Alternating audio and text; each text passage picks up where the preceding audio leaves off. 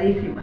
Y pues, yo sentía que se moría, ¿verdad? El doctor, pues, él nos habló muy claro.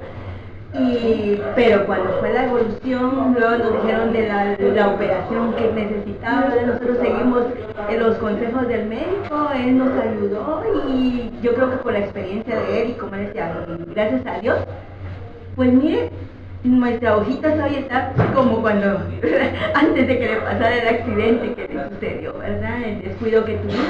Y gracias a Dios, pues ahorita ya nuevamente ya es su vida normal.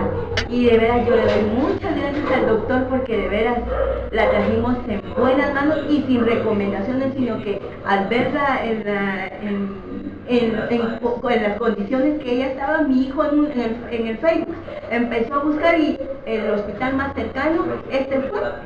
Pero miren, llevamos una gran experiencia, la mejor, y ahora pues la recomendamos.